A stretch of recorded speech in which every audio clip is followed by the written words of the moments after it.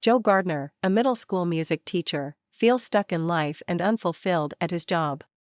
He dreams of a career in jazz, to which his seamstress mother, Libba, objects. By chance, his former student Curly informs him of an opening in the band of jazz legend Dorothea Williams. Joe impresses Dorothea with his piano playing and is offered the job on the spot.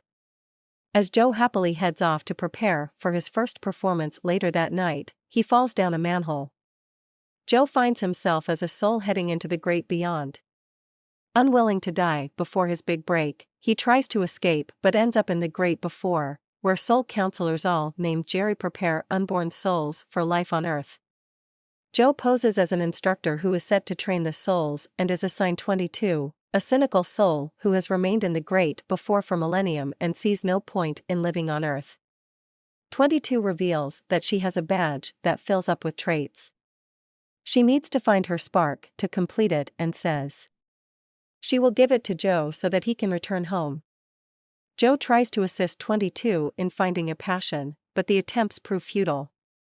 With no other options, 22 takes him out to the zone, an area that people enter when their passion sets them into a euphoric trance. It also houses the lost souls who become obsessed.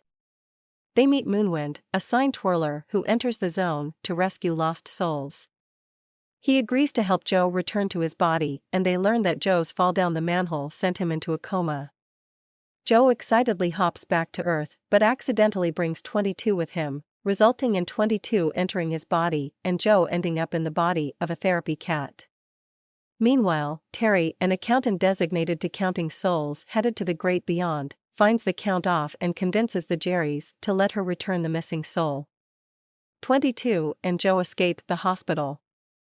Initially frightened, 22 settles into Joe's body and finds great enjoyment in the little things in life. They head to Joe's apartment where Connie, one of Joe's students, arrives to tell him that she is quitting the band.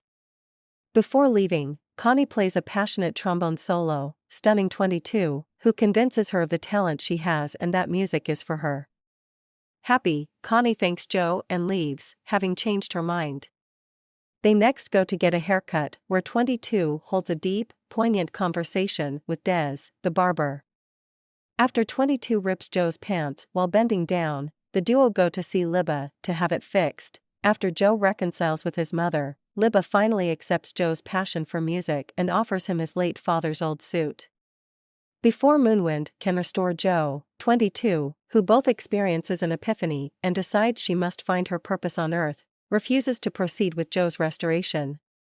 As she flees with Joe tailing behind, Terry catches up and brings both back to the great before, where 22 sees that her badge has been filled out. However, Joe tells her that his experiences and tastes earned the badge. Angry, 22 tosses the badge at Joe and disappears into the zone. Joe learns from a Jerry that instead of a life's purpose, a spark simply means that a soul is ready to live. He heads back to Earth and has a successful first performance with the Dorothea Quartet, but does not feel right about what happened.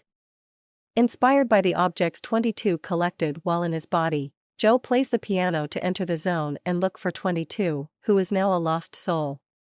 He tries to return her badge, but 22 remains hopeless and broken about her purpose. Using a small maple seed that 22 had collected, Joe convinces her that she is ready to live. And she returns to normal. With her badge back, 22 finally enters Earth with Joe accompanying her for as long as he can. As he prepares to head into the great beyond, Joe is stopped by a Jerry who tells him that he has inspired them and will give him another chance at life. Joe thanks them and returns to his body back in Earth, now with the intent to live his life to the fullest.